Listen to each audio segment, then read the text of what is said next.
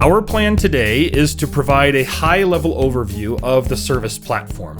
This is intended both for new administrators as well as existing users who would simply like a general refresher of CERVIS's capabilities and best practices. We'll start our time today by engaging the platform from the volunteer perspective. We're going to discuss the typical volunteer onboarding process as well as a few kind of common alternatives.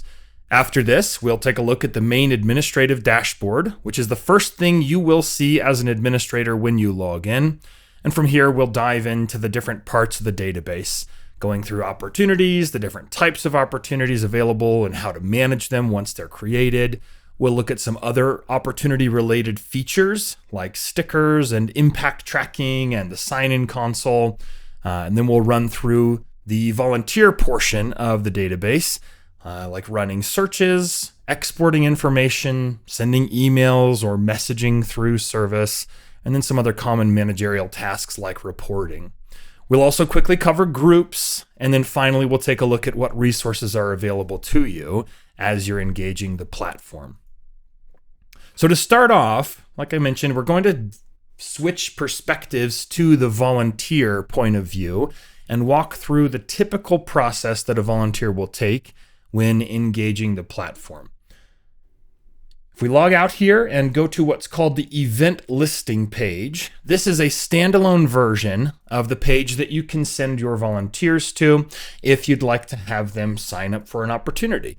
This is, again, a standalone version of this page, but I actually also want to point out an embedded version, which you can see here. This is an example on our website, although you can do something very similar in your system as well.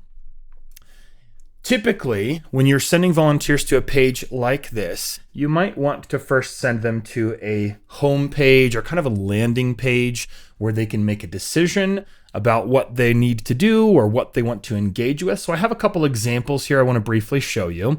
One example is pretty straightforward. If we click on this home page, you can see I have a button for new volunteers, a button for existing volunteers, and a button for groups that want to work with us.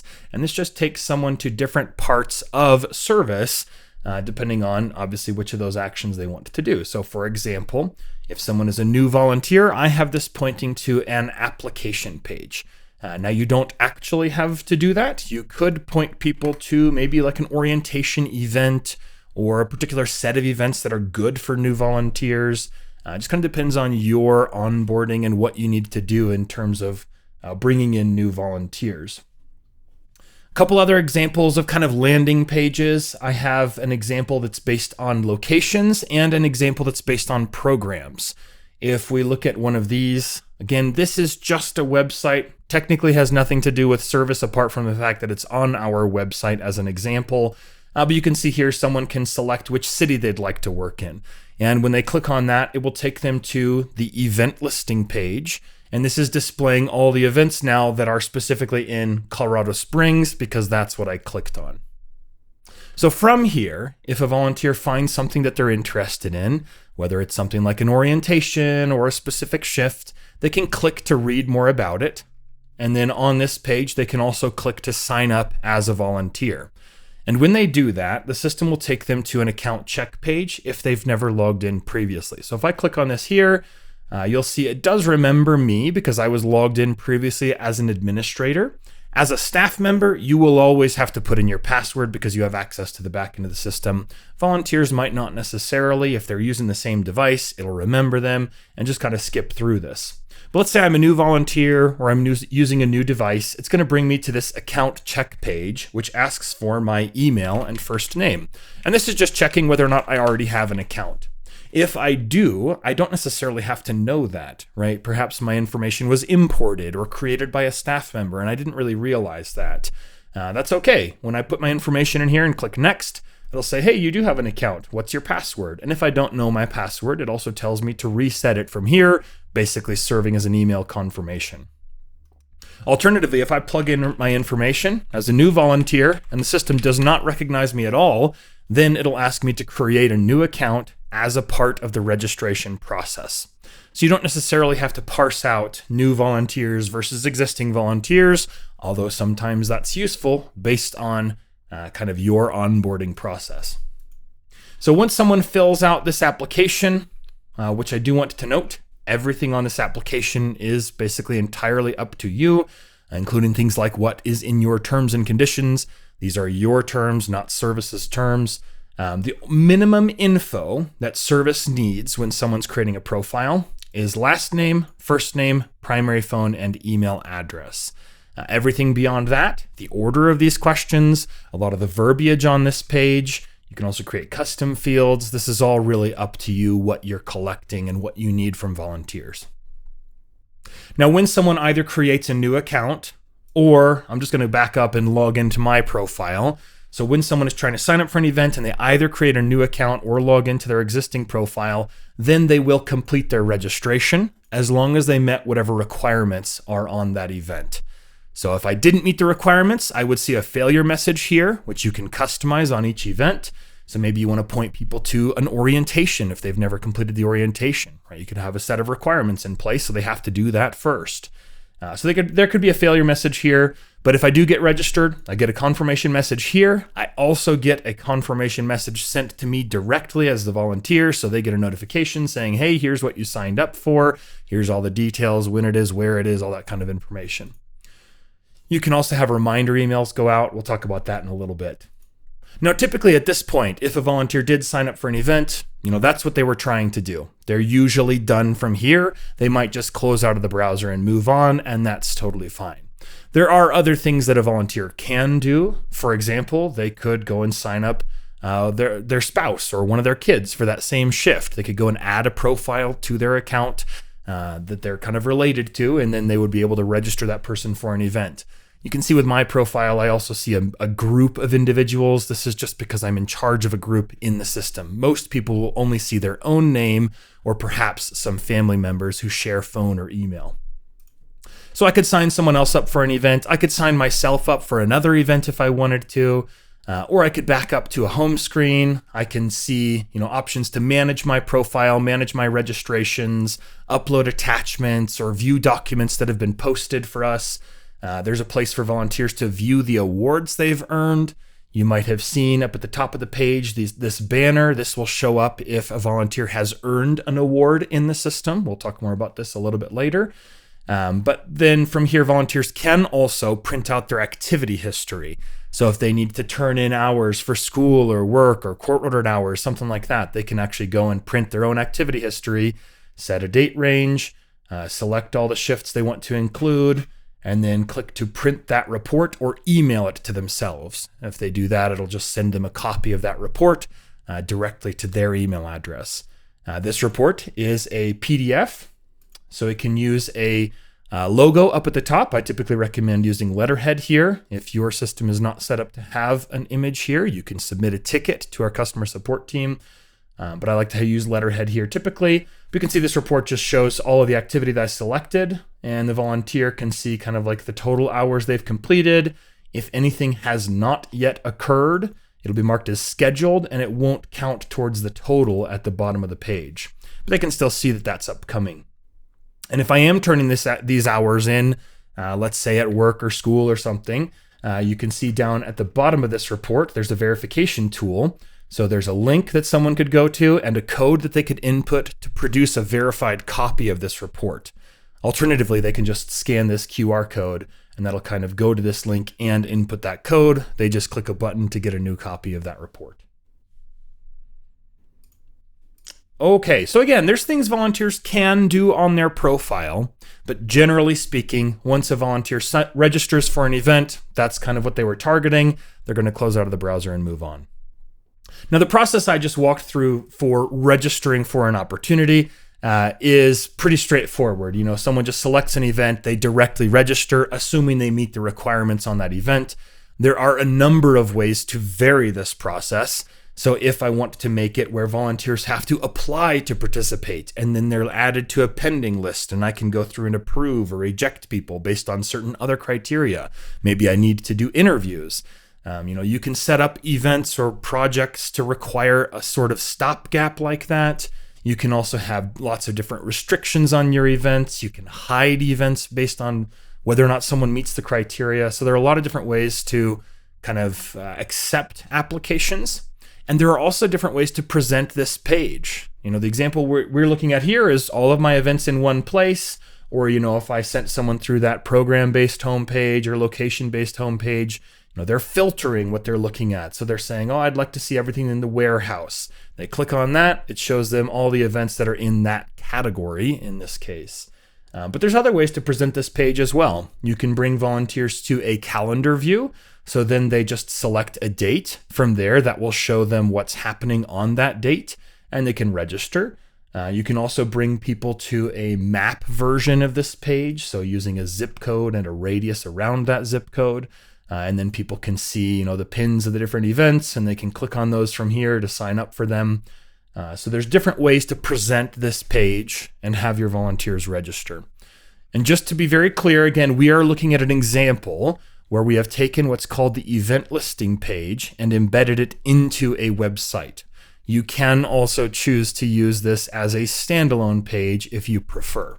If you have more questions about this specifically and how to do this in your system, please let our support know. We'd be happy to walk you through what it looks like to embed this kind of page into your website. Okay, let's go ahead and go back to the administrative side of Service. If we start off, the first thing you need to know is how to log in as an administrator. And it's important to note that Service does not have a centralized admin login. If you Google something like Service admin login, you're probably going to wind up in someone else's account and you won't be able to log in. You have your own unique admin login page, and I'd encourage you to bookmark that. If you are not sure what it is, obviously submit a question here or submit a ticket to our customer support or email support@servicetech.com and they can help you with that. Once you have logged into your account as an administrator, you will see your main dashboard, which looks like this. Now, this has a lot of options on it, so let's break it down. You'll see on this page 4 different headings, and this is kind of where all of the information and options are sort of contained. If we look at this pretty simply, the top left is volunteer management. So this is where your volunteers are housed. This is where you run searches. This is where you update volunteer accounts individually or in bulk. It's also where you can go to send a set of emails. There's reporting options in here. You can import volunteer information, run background checks with an integration with Backgrounds Online. So this is, again, managing the volunteer database, individual accounts or in bulk. Opportunity management on the right is same sort of concept, but with opportunities. Now in Service, the term opportunity is an umbrella term. Any way that you would have volunteers record activity or register for opportunities or pick a shift or anything like that, any way that you want to post availability, that's going to fall under what we call an opportunity. We'll get into some more definitions in a little bit here, but this is where your opportunities are housed. So you can create a new opportunity, you can search your existing opportunities, manage registrations, modify hours, mark no-shows. There's emailing options through here as well for like cancellations, stuff like that. There's a few other settings in this section to open things like the sign-in console or to import opportunities via a spreadsheet. There's also a feature called impact tracking. We'll come into some of these definitions a little bit later. Reservation management. But yeah, this is where you engage with events, who's registered for those events, how are they posted, what is posted, and then of course making new opportunities. As you might have gleaned from those 2 sort of sections, this is where you spend most of your time in Service. This is where all of those very common actions that you might want to do as you're managing volunteers and their events, take place. The bottom 2 sections, attribute and system management, are more like the back office side. You're not going to necessarily spend as much time in these 2 sections once you're used to the system and once it's set up the way you need it to be. But these obviously contain critical components for what are you using? How is Service operating? So let's point out a couple things here. Under attribute management, we have several different attributes. Generally, these have to do with kind of onboarding volunteers or categorizing your system with interest categories. Groups are also found in here. So if you're working with external organizations, corporate partners, clubs, churches, schools, community groups, things like that, some of that managerial action takes place down here. But generally, these are things tied to volunteer accounts that you can run searches on, run reports by, perhaps set restrictions. So there's a lot of those kinds of actions in here that you can establish. So this is where you generally manage these inventories, create, for example, all of your awards that you want volunteers to be able to earn based on how many hours they've completed or how many times they've worked with you, right? So this is where you create these different inventories. Generally, if you're managing the volunteers and who has what and running searches for things, that's going to be in the volunteer management side of things. But if you want to create a new award or create a new checklist item or maybe tweak some of the skills that you have presented to volunteers and what they can select, editing these inventories is down here. Under system management, you have something called the system configuration. And this is a pretty important subject. If you have never looked into this and you are an administrator, this is where all of your global settings are housed. So if you want to change how service functions, how you're presenting things to volunteers, some of the messaging throughout service, some of how it looks or appears to volunteers, and even on the back end, and then a lot of the different things in terms of tweaking functionalities, that's all going to be in the system configuration. If you've never looked into this, I would encourage you to peruse this at some point. You don't necessarily need to read every single tooltip, although that can be useful if you're not sure what you're looking at in here.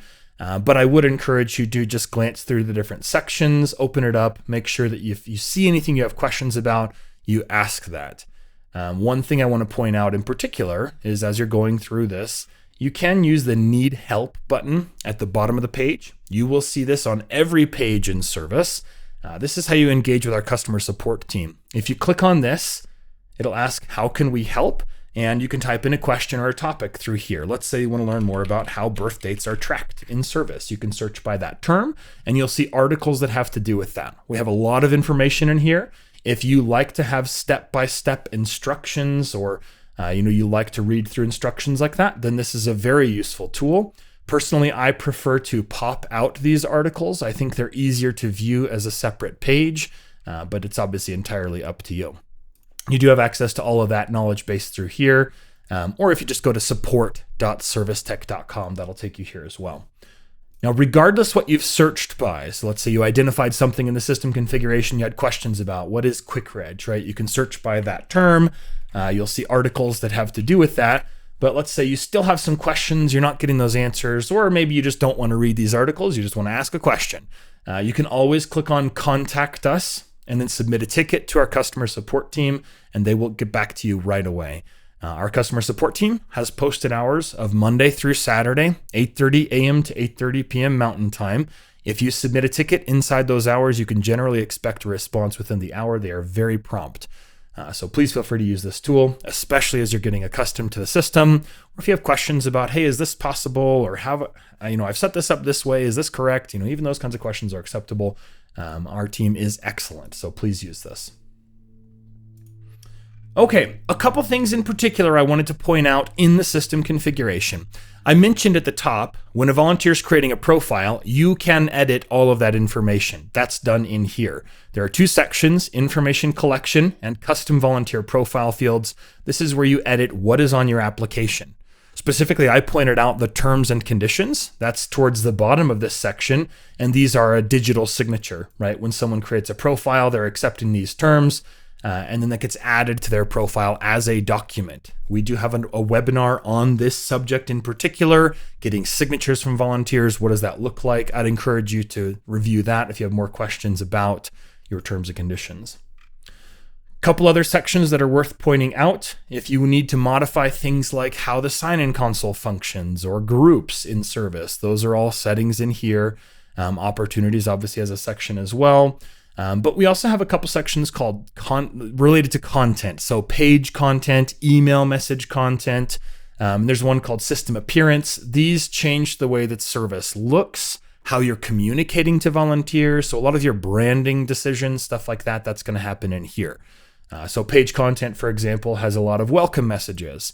We looked at the event listing page earlier. This is the first message that volunteers typically see in the system. And you can, of course, edit that through here. There's also preview icons in here if you want to take a look at what these look like in situ. So same kind of concept for email message content.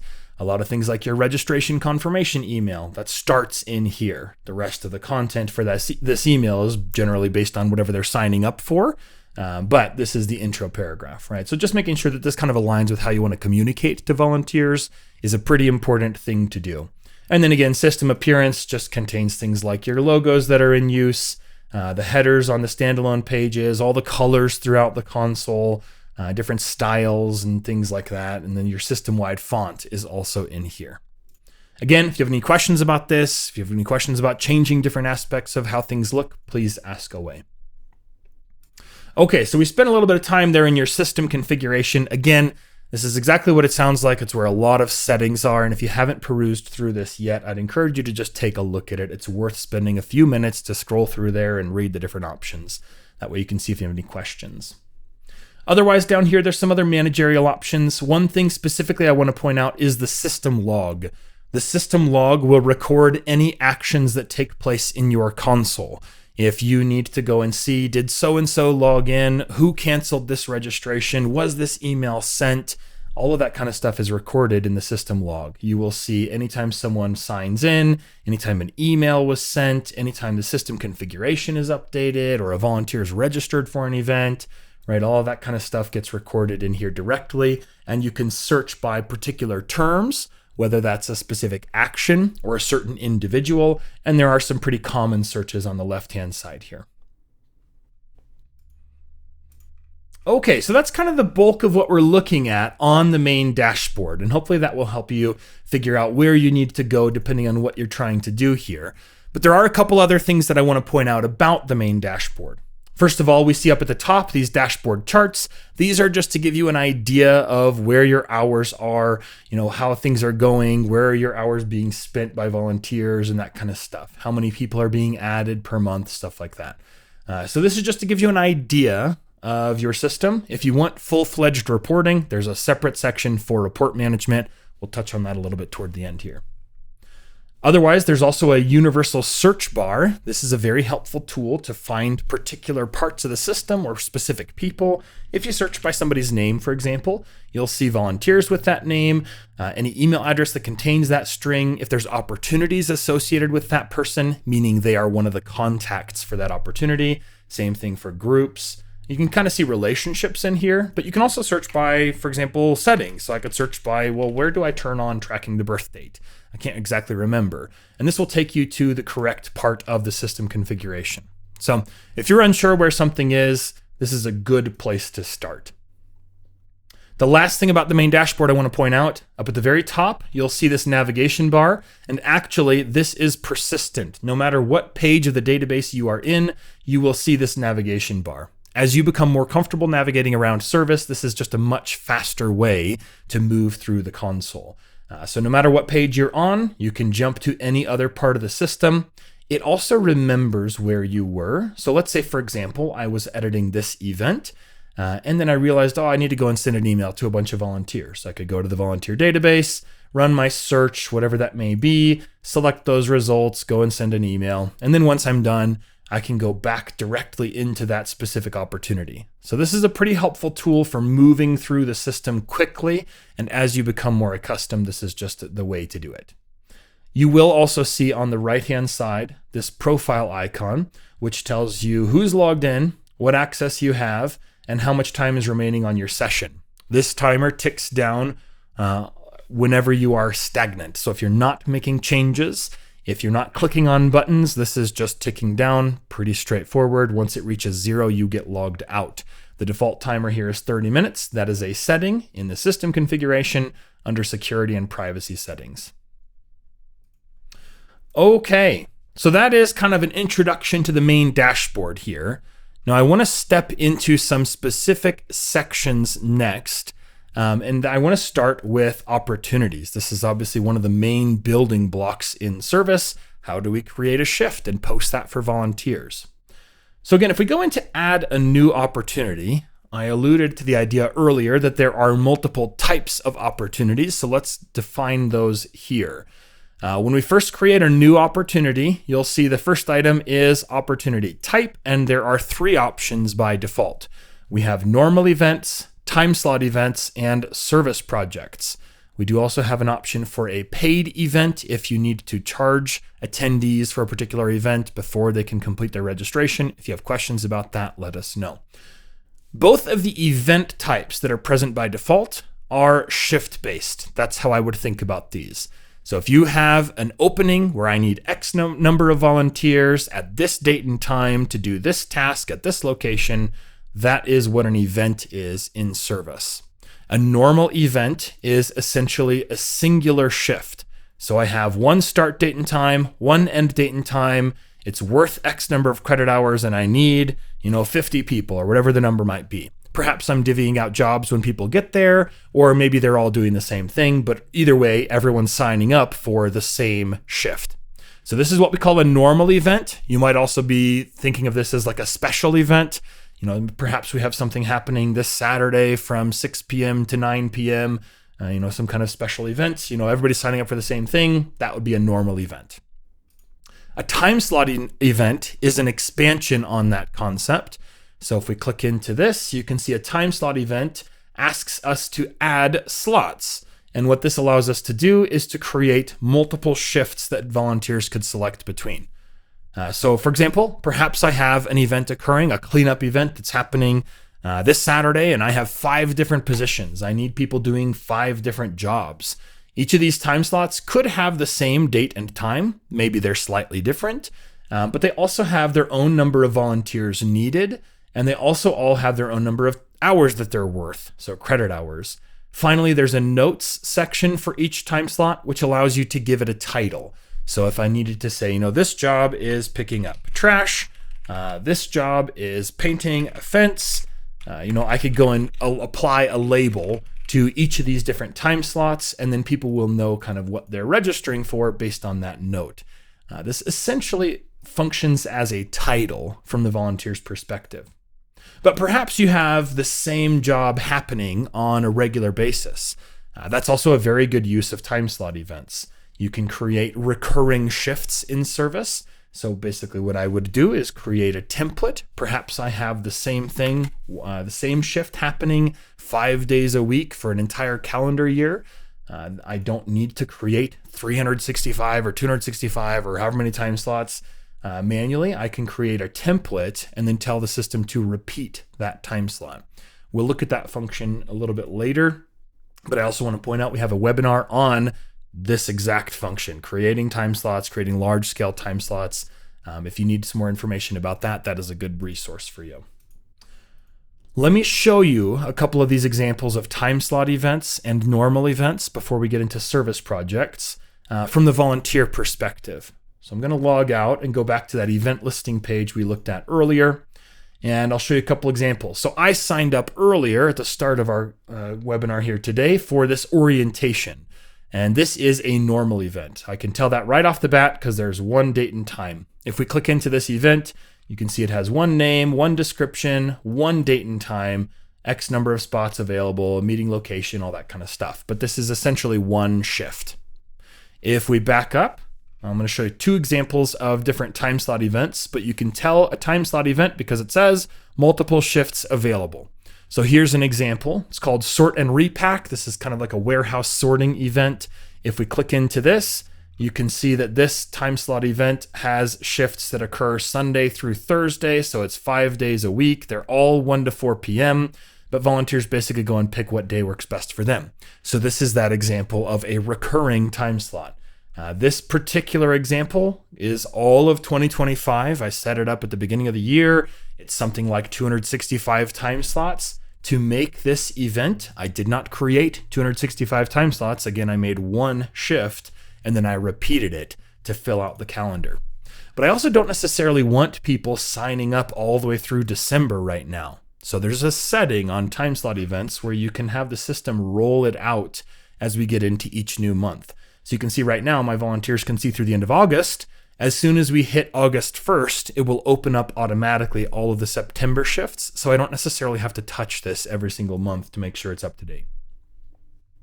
So this is an example of a time slot event that's kind of recurring. And then I have another example I want to show you called this neighborhood and school cleanup. And this is that idea that I have multiple positions. You can see again, this has multiple shifts available, but this is only one date. If we click into this, all of these shifts are on the same date and they're about the same time. One of the shifts is slightly longer, but really what people are choosing here is based on the title or the notes on the time slot. So they're picking kind of what team they want to be a part of, and that's how they register. Okay, so those are some examples of normal events and time slot events. Again, they're very heavily driven by creating shifts. The third type of opportunity is referred to as a service project, and these are long form or ongoing opportunities. There are many different forms that these can take, but the idea is that I don't necessarily have specific shifts I'm trying to fill. Perhaps I'm looking more to connect with an individual and then establish a calendar with them. Maybe people can just work on this whenever they want to and report those hours back to me. Or perhaps they can just come in and sign in whenever they start working and sign out whenever they leave, but I don't need them to schedule ahead of time. There are a number of different ways to use these, but they're a little bit more loose in terms of scheduling generally. You can, like I mentioned, kind of establish a calendar with an individual. If you have like a handshake agreement with that person, you can use service projects to do that. But generally speaking, you can see these have a date range rather than shifts. So the way that I typically think about using service projects versus events is if I have a position to fill, I need X number of people at this date and time, that's more like an event. I need to fill that gap in the calendar. If instead I'm looking for a way for volunteers to just record activity, or perhaps it's more relationship-based rather than role-based or position-based, that's when maybe service projects could be utilized more effectively. There are a lot of different ways to use these, as I've kind of alluded to. A couple quick examples. Perhaps you have an office aide who works with you on a regular basis. Maybe they come in every Tuesday from 9 to 11. You could just put them in a project and they can just record their activity. They can record it after the fact, or they can use what's called the sign-in console to log it as they serve. You could even build out their calendar so you can visualize that sort of engagement. But again, it's not a shift you're looking for anyone else to fill. So that idea of like an office aide or an intern, someone who works with you on a really regular basis. Another example might be something like a mentorship program or a coaching program where perhaps the volunteers are operating a little more independently and you just want them to tell you the hours that they've done and what they've done, right? This also works for things, maybe you hire a volunteer to do something remotely for you. Maybe they're doing some marketing, something like that. Service projects are often used for things like that as well. Couple other a little more specific examples. If you do things like trail cleanup events where volunteers are just doing this whenever they want to, park cleanups, adopt a highway, stuff like that, where volunteers just go out, do the work, and then tell you their hours. Service projects are great for that kind of thing as well. The main distinction for a service project, apart from the fact that it has a date range, is there's an option here that says log service project hours, which allows you to tell the system, how do I want volunteers to be able to record hours into this project? For an event, right, a time slot event or a normal event, people sign up for a shift, and the shift is what has the hours associated with it. So as long as you don't mark them as a no-show or they don't cancel, then they're receiving those credit hours. For a service project, hours have to be logged, and how they're logged is based on this setting. This can be set to admin only, so only administrators can record activity, or you can set it to online, on-site, or both. Online means volunteers can record their hours online. I think of this as retroactive, right? After they serve, they can log in on their phone or on a laptop or a desktop or whatever and record their hours. They can say, I was here yesterday for 6 hours, here's what I did. I was also here last Tuesday for 3 hours, here's what I did. All right, so that's the online option. On-site means that volunteers are recording hours through the sign-in console. The sign-in console can be opened on a device by you. So you could have like a tablet set up or a laptop set up where volunteers check in and check out. We'll take a look at that in a minute here. Or you could have them use their phone to sign in. Every event and project has an option to allow mobile sign-in, which basically means that a volunteer is signing in on their phone. So you could have a QR code posted that people scan when they get there, and that would send them to the page to sign in for their shifts. If you want that QR code, please let us know. We can send that to you. Otherwise, volunteers are sent a link which they can use to sign in. So they could basically just go to that link in their email or in a reminder email or in a reminder text message, and then they can use that to check in, right? So that allows them to sign in when they get there and then sign out when they leave, and that records their hours. You can also set service projects to have a default number of credit hours if they're using the kiosk. So that's at the bottom of creating a service project, at the very bottom of the advanced options. You can say, I want to give people 1.5 hours normally. So if somebody signs in and then they neglect to sign out or forget to sign out, then that'll give them 1.5 credit hours. Okay, so that's kind of the major distinctions between events and projects. Now, as you're creating an opportunity in service, there are a couple key components to be aware of. We are not going to walk through this whole thing. We do have webinars walking through creating each of the different opportunity types if you want some more details there. But there's something very important I want to point out on each one, and that would be when you're making an event or a project, you obviously have to set whether or not you want something to be published. If you do not change this setting from publish online no, then your volunteers won't see this event. And sometimes that's useful. You might want to make a private event and then invite certain people to sign up, or perhaps just register people from the back end. But if you want your event to be posted publicly, you'll want to set this to yes open, and that would allow volunteers to see the event and register for it as long as they meet whatever restrictions you have in place. And just in brief, the way restrictions work in service, you select who is permitted to register, not who's prevented from registering. So if I need volunteers who are 18 and up, who have passed a background check, that is exactly what I put in here, then only these people can register. And if they don't meet the requirements, they see a failure message, which just by default says, thanks for your interest, but you don't meet the requirements. Contact an admin for more information, but you can also create a custom failure message if you want to. Okay, like I said, we do have some other webinars running through all the different kind of settings and setting up an event, a little bit more top to bottom, but I just wanted to start off with those kind of definitions today. So what are the different types of opportunities, and a couple kind of key features within that. Now, once you've made an event in service, that's going to show up in your opportunity database. And that shows up under opportunity management. We go into search and manage existing opportunities. This shows you by default all of your current open events and projects. So things that are ongoing or upcoming. If you want to search for something particular, you can search for it by name or use an organizer or the keyword or a tag, all kinds of different things. There's an advanced search tool, which lets you find opportunities using some more specific things. Maybe I want to search by what interest category it's a part of. These are kind of like folders. Or maybe I want to do some combination therein. All the events that have this keyword and also fall in this date range, right? So you can kind of do a more specific search here if you need to fine tune things. Once you've run a search for a set of events, you can manage an individual event by clicking on the name of it, or you can select multiple opportunities and manage them in bulk. I can send an email to all the registered volunteers. I can view all the waitlisted volunteers, or I can bulk update these opportunities. There's a number of printouts in here to create, like sign-in sheets. You could think of these as rosters. So there's a bunch of different options in this bulk management section as well. As we're looking at managing an individual event, some very common things that you will want to do. Let's say I need to make changes to this event. Perhaps we've had a shift of venue, or the date and time have changed. I can click in to update the opportunity directly. There's a shortcut for every single one of these. It's the second icon. And if I click on that, it goes straight to the page we kind of saw previously, but now obviously this is filled out.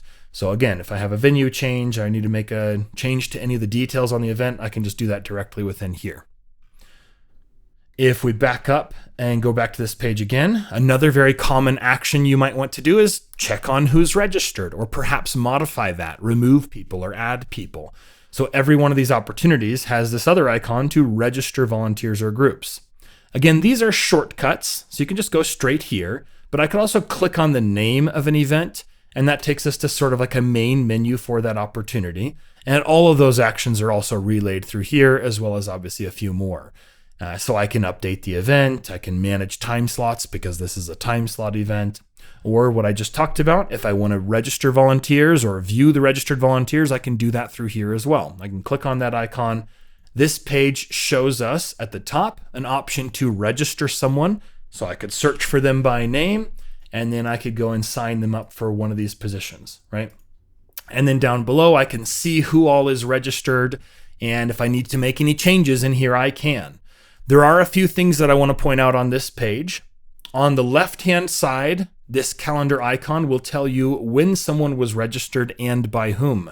So if we want to sort by who signed up first, you have the option to do that. You can sort by this calendar icon, and that will modify kind of how this is displayed. By default, this is sorting by volunteer name. So you can do that. I can also click on this icon if I want to modify someone's activity. Maybe I want to give someone more or less credit. I could adjust their hours through here. When someone's hours have been adjusted, you'll see the color of this icon changes to gold. I can also through here obviously manage the volunteers who are registered. If I want to remove someone from the event, I can do that. If I want to send an email through here or a text message or send the confirmation message, I can do that as well. So there's some messaging options. A very important thing to note is that as an admin, when you are operating in Service, nothing that you do is going to trigger notifications to anyone unless you're clicking a button that actually says send email. Right, so if I register a volunteer for an event, they do not receive a confirmation message. Whereas normally, if they sign themselves up, they will get a confirmation message. So if I want this person to get the confirmation email, I can go down here and say send manual or send automatic confirmation email. They are both the same content. It's just whether I want to make changes to it before I send it out. A few other things you can do in here. You can mark no-shows. So if someone did not attend, and you want to remove their credit, you can do that through here. And you can also emulate the sign-in console through here. I wouldn't do this unless you're actually signing people kind of in situ. Okay, so that's kind of this page for managing registrations. There's some other bits and bobs about this page in particular, but if you have any questions, of course, you can always engage with our customer support team. So that's managing registrations. One of the last things that I want to point out, and we're not going to dig too deeply into this, we have some other resources on it as well, is custom registration questions. At the top of our conversation today, I mentioned the application and how volunteers sign up and fill out your application. Let's say for a specific opportunity, right? I have this mentor training, or down here I have this Reading Mentors program. If someone's applying to be a part of the Reading Mentors program, then I need some extra information from them. Right? Beyond just what's on my general application, I might need to know things like who's a reference for you? How much education do you have? Do you have any experience mentoring volunteers or mentoring individuals or kids? Right? So I can kind of ask those questions specifically on this project by using custom registration questions. Again, we're not going to dig into the nitty-gritty here, but basically every event in your system or project can have its own custom registration questions as needed. They're a way to bolster the application on specific opportunities. The way you add these questions in is in this Manage Registration Question Inventory. And again, the way that I got to this page is just by clicking on this kind of question icon on any event. And this is dictating for this event which questions are required, right? In this case, nothing is selected. If I want to include something, I check the box and then say Save Custom Registration Question Assignment. But if I want to make new questions, that's in Manage Registration Question Inventory. Okay, there are a couple other subjects pertaining to opportunities and to volunteers that I want to briefly touch on. We're not going to get into all the fine details here. We have, again, more training material on specific subjects, and we have a lot of good material in our Need Help tool as well. But obviously, opportunities is a very major building block. This is how you post your events and how you get volunteers to sign up for opportunities or register for events. But I want to point out a few other things related to opportunities. One thing is impact tracking. Impact tracking is a way for you to create additional numerical metrics that can be used to record what your volunteers have done during the course of their shift. Let's say you have a mandate to report on how many pounds of food were sorted during the course of a year in a given warehouse or something like that. You can create an impact tracking metric to track that, and then you can enable it on specific events. And then you can choose if you want volunteers to record that when they're signing out of their shift, or just after the fact, or if you just want to do that on the back end, kind of in bulk. But this gives you a place to tie those numbers to events and be able to then run reports alongside things like how many volunteers were present and how many hours did they serve and that sort of stuff. This is a very flexible tool. Obviously, you can build out kind of whatever name you want to. Most of my examples are actual items that I would want to run reports on, but I do have one here called Rate Your Shift Experience, which is more just kind of like an exit survey idea. When someone is signing out from a shift, they can give me a number, and then I can look for the highs and lows and try to engage those people. Okay, so that's impact tracking. Again, we have some more training material on that subject. Something I've alluded to a few times now is the sign-in console. So I do want to briefly show this to you. Under Opportunity Management, if you click on Sign-in Console or Kiosk, you can open up a kiosk for volunteers to check in. There are a number of settings in here if you want to filter this or have particular situations like allowing people to create a profile on site or not. But when this is opened in sign-in mode, then it will kind of operate as a standalone kiosk. There is an admin mode. This is for you. You wouldn't want to present that to volunteers because this leaves you logged into your account. And you can, of course, see who all signed in, sign people out, all that kind of stuff. So if you want to check on things, this is great. You can get like a tally of how many people are in the building kind of idea. But if you want volunteers to engage this, you want to open it in sign-in mode. And when we do that, you can see I'm logged out now. And I'm actually kind of locked into the kiosk here. If I were to close this browser and try to go back to my admin login page, I am still logged into the kiosk. So if you ever find yourself in this scenario, that is intentional. We've made it that way so that volunteers can't escape from the kiosk. But if you as an admin want to get back to the admin console, search for the term exit or close, and then that will close down the sign-in console, take you back to the login page. But when the sign-in console is open, then volunteers can basically just look up their name. If they already have an account, they'll see it. If they don't, they can make one if you choose to allow that. And then from here, they can be presented some questions. They can be required to sign your terms if they don't already have a copy on file. And then there's also a phone number verification tool. These are all settings. If we submit this though, I can sign in or out from a shift, and that will give a little ding and then also present a message. And this disappears within a few seconds, but the next person could already be signing in. The purpose of the sign-in console is to give you more data. You can see when people sign in, when they sign out. You can have their hours automatically adjusted based on those times. That's what this does by default. You do not have to use the sign-in console. Volunteers do receive hours by default for events, but it can be useful to bolster reporting and, of course, do things like check who's actually in the building, when did they get here, and then adjust people's hours accordingly. So we have a webinar on that subject as well if you want to kind of deep dive that. Now I want to switch gears here to the volunteer side and point out a couple very important features and things that you'll do on a regular basis. One of those is searching for a set of volunteers.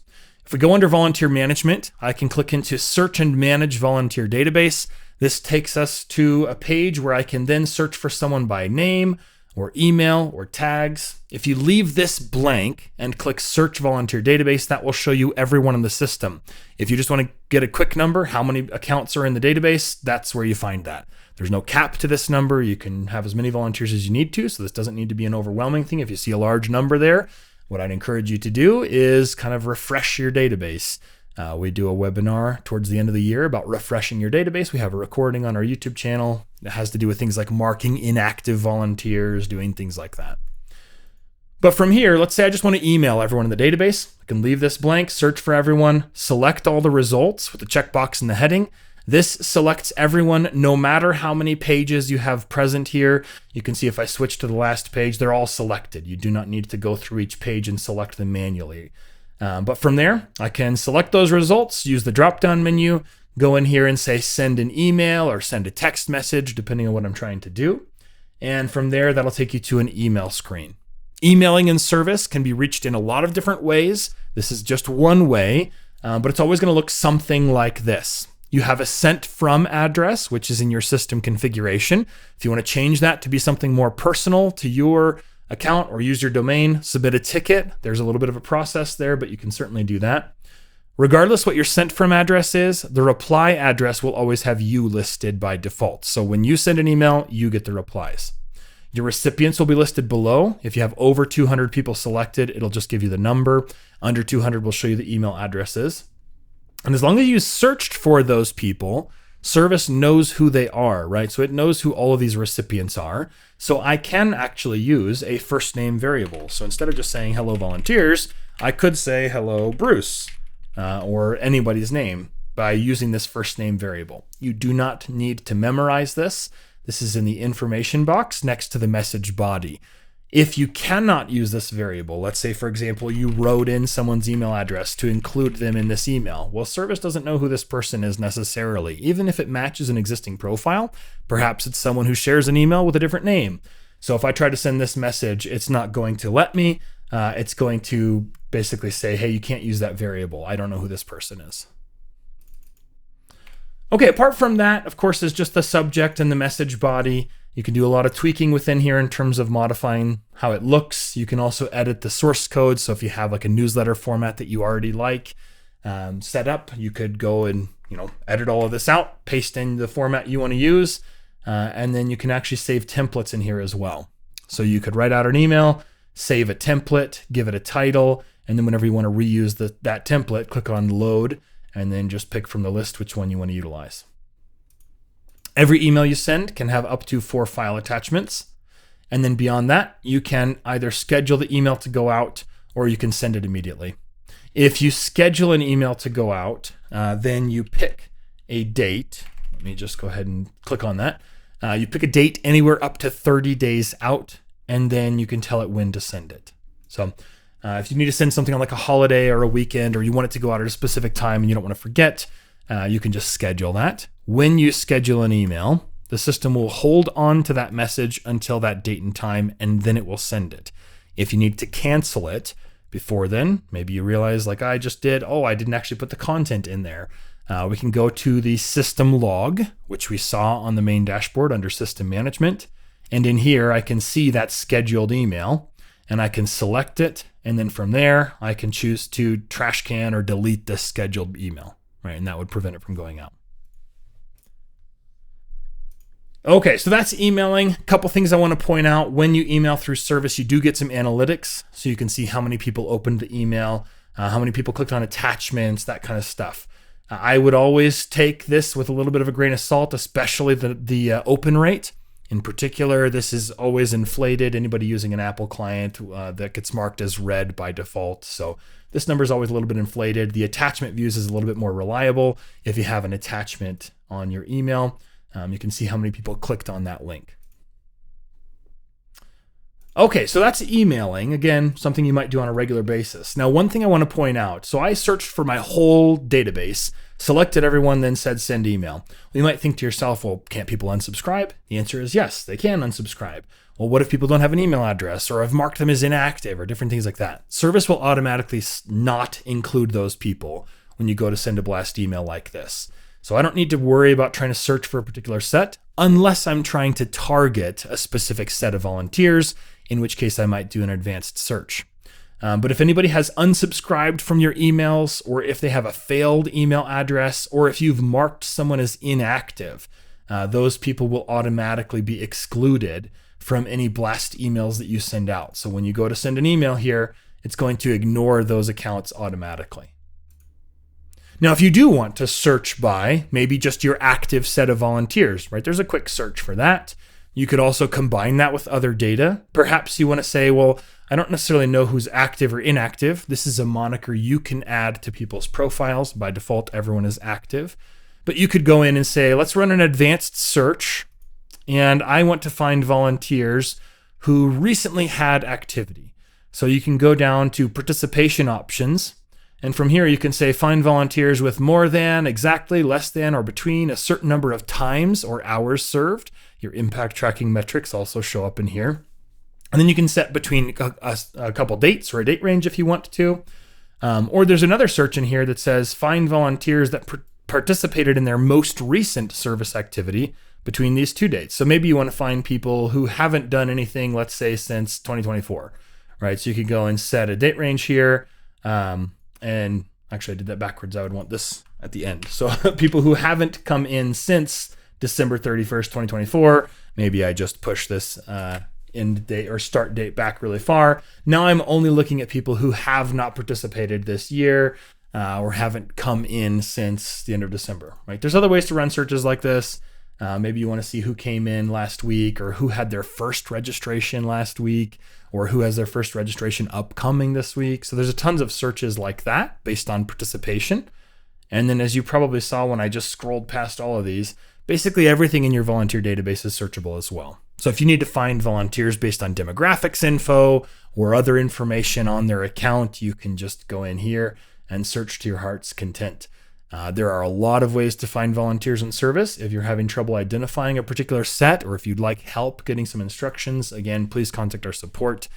This search tool is very robust, and any search you run from here can result in, of course, things like sending emails or bulk updating, but it can also result in things like exporting volunteer information, like downloading a volunteer spreadsheet, or maybe I only want to run a report on that set of individuals. So we could run a search and then back up, go under volunteer management to report management. And several of these reports allow you to say, hey, use my previous volunteer search as a query. So only those people show up in this report. So you can get very specific results, especially if you have specific reporting needs on demographics or mandates for certain things. You can go and run a search based on whatever criteria you need to, and then apply that as a query. So only those people show up in this report. This reporting tool is very robust. There are a lot of other kind of quick reports you can run as well. We're not going to run through all of these today. We do have a webinar on this subject. So if you have questions, that's a good place to start, or of course, asking our support team. But suffice it to say, Service is very robust in terms of reporting. There's a lot of different things you can do. If you're not sure how to pull the information you need, please let us know. Okay, there is one last thing in the volunteer database side that I wanted to make sure to point out, and then I want to briefly talk about groups here. This is a bit of a marathon here today. So in the volunteer management side, there's one more kind of important aspect, and that would, of course, just be managing an individual account, right? So if you need to make changes to someone's profile, you want to view their registrations, just run their report.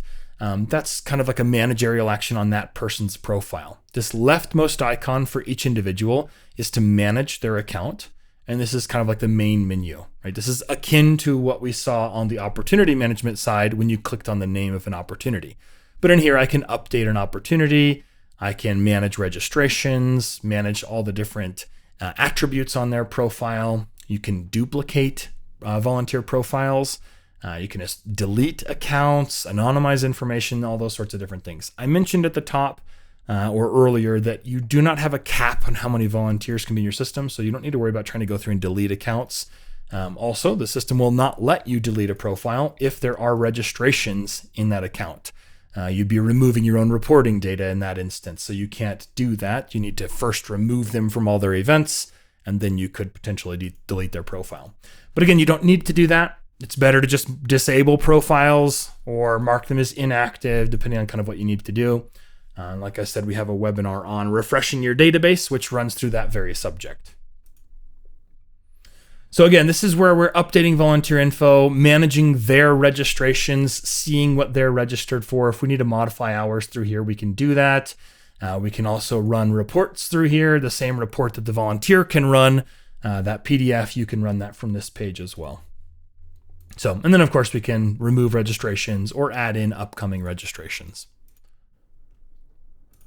Okay, the last subject that I just want to mention today is engaging with groups. Now, we certainly don't have time to run through this all together. We have a very comprehensive webinar on this subject, but I want to point out that if you are working with external organizations, corporations, clubs, churches, community groups, anything like that, where they want to bring sets of volunteers to your events, there's a pretty nice pipeline for handling those engagements. And that would start typically with directing a group to what's called the group request form. So this form allows you to ask some custom questions, maybe when and where and what do they want to do, that kind of stuff, or how many people. But basically they give you their name, they give you their contact information, they tell you some information about what they want to do. They submit this to you. That can get you an email.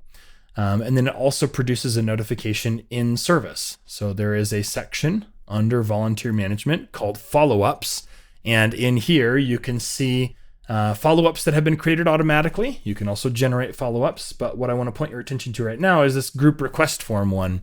So when someone fills out that form, it creates this follow-up, and then I can use that information to create a group in the system and then register that group for an event or create a reservation for them, depending on if I need to know who the individuals are in that group. Reservations basically allow you to save spots for a group. So you can reserve positions within an upcoming event. And then you can deliver kind of like a landing page for that group. This is an excellent way to engage with corporate partners. It's kind of like that white glove experience.